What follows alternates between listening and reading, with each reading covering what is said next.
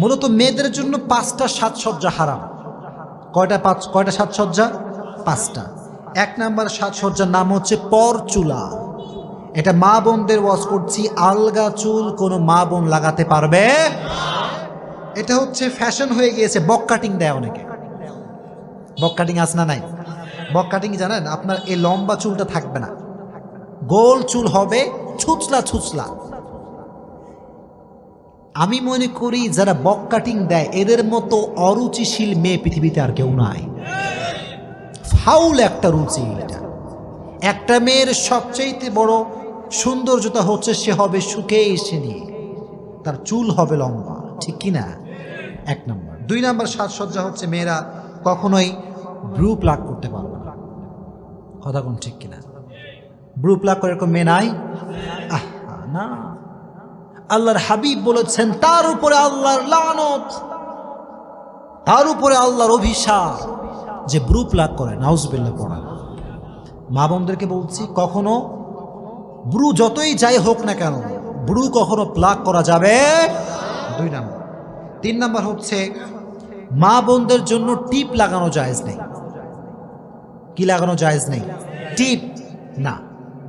অনেকে দেখবেন এখন কালো টিপ লাগায়, বিশাল বড় বড় কালো টিপ, আছে না নাই? আবার অনেকে লাল টিপও লাগায়। না, এই লাল টিপ কালো টিপ খুব বাজে একটা জিনিস। ইব্রাহিম আলাইহিস সালামকে যখন আগুনে পোড়ানো হবে, অ্যাট দ্য সেম টাইম নমরুদ অনেকগুলো নর্তকী নিয়ে এসেছিল, নাউজুবিল্লাহ পড়েন, আর প্রত্যেকটা নর্তকীর কপালে ছিল টিপ। তখন থেকে আমাদের শরিয়াতে টিপ লাগানো হারাম হয়ে গিয়েছে। এই জন্য কোনো মেয়ে কখনো লাল টিপ কালো টিপ ইউজ করতে পারবে।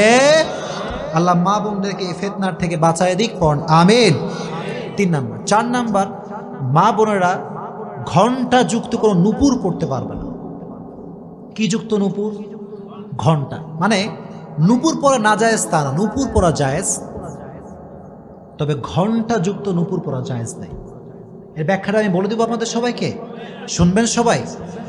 প্রিয় ভাইরা, মনে করেন আমরা এখানে বসে আছি, ফর এক্সাম্পল আমরা সবাই তাফসির শুনছি, ঠিক কিনা? এখন এখান দিয়ে যদি একটা মেয়ে হেঁটে যায়, পায়ে নুপুর আছে, ঘণ্টা নাই, আপনারা কি কেউ বুঝতে পারবেন? পারবেন না। বুঝেন কথাগুলো? Just try to ponder on this matter, একটু ভাবেন। আর একইভাবে একটা মেয়ে যদি নুপুর পরে আর যদি নুপুরে ঘণ্টা থাকে, সে যাবে আর এলাকাবাসীকে সবাইকে খবর দিবে আমি যাচ্ছি, ঠিক কিনা? তখন যুবকরা বলবে কে আসে রে? হ্যাঁ, ও আচ্ছা, হাই, হ্যালো আপু, আছে না নাই? ফিতনা তৈরি হওয়ার একটা আশঙ্কা আছে না নাই? সো মেয়েরা কখনো ঘণ্টা যুক্ত কোনো নুপুর পড়তে পারবে। আম্মা জান আয়েশা রাদিয়াল্লাহু তাআলা আনহা একজন নারীকে দেখলেন ঘণ্টা যুক্ত নুপুর পড়তে। উনি বললেন আল্লাহর হাবিব বলেছেন কোনো মেয়ে কখনো ঘণ্টা যুক্ত নুপুর পড়তে পারবে। 4 নাম্বার।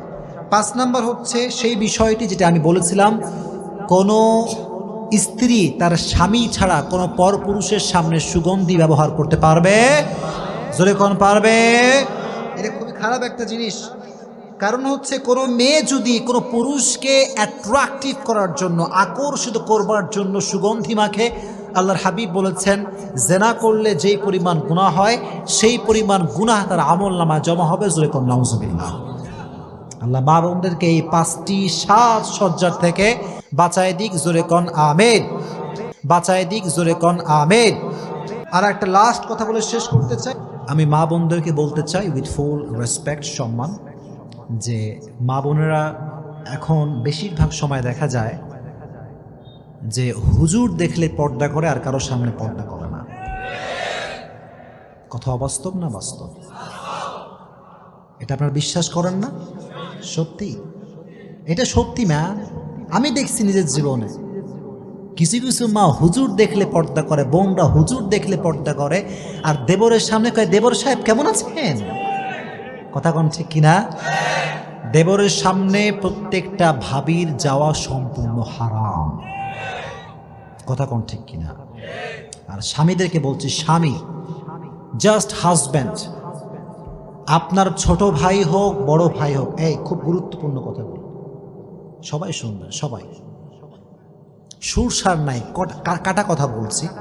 প্রত্যেকটা হাজব্যান্ডকে বলছি, আপনার ছোট ভাই হোক বড় ভাই হোক, কোনোদিন আপনার বইয়ের তীর সীমানা সে পাড়া দিতে পারবে না। কথা কোন ঠিক কিনা? যখনই আপনার বইয়ের সামনে দেবর আসবে, আল্লাহর কসম তখনই ফিতনা শুরু হয়ে যাবে। চিল্লায় কোন ঠিক কিনা?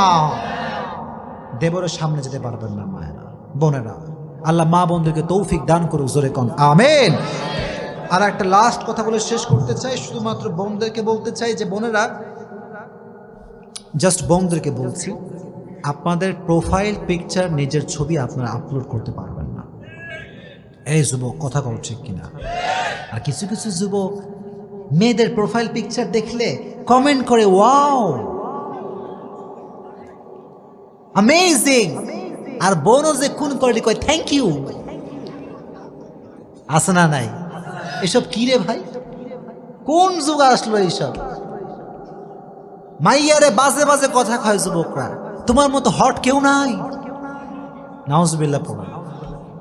আমি বললে দোষ হয়ে যাবে, কিন্তু যুবকরা বললে কোনো দোষ নাই। আর মেয়েও কতটা বেলাজা, বেলজ্জা, বেশর্মা। মেয়ে বলে ধন্যবাদ ভাইয়া। ছি ছি ছি। আল্লাহ মা বোনদেরকে ফিতনা থেকে বাঁচায় দিক না।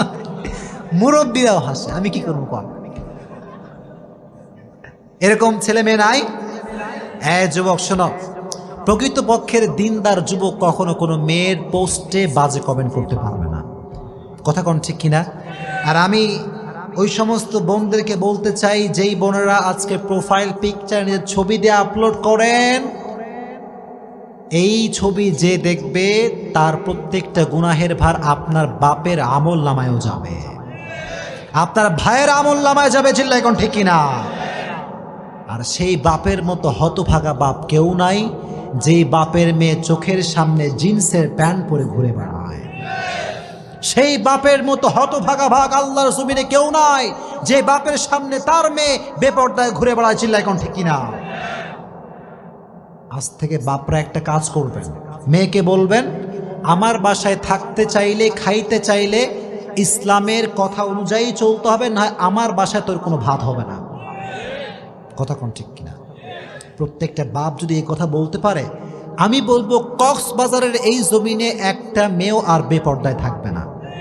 কক্সবাজারের কোনো জমিনে কোনো মেয়ে অশ্লীলভাবে ঘুরতে পারবে না। চিল্লায় কোন ঠিক কিনা?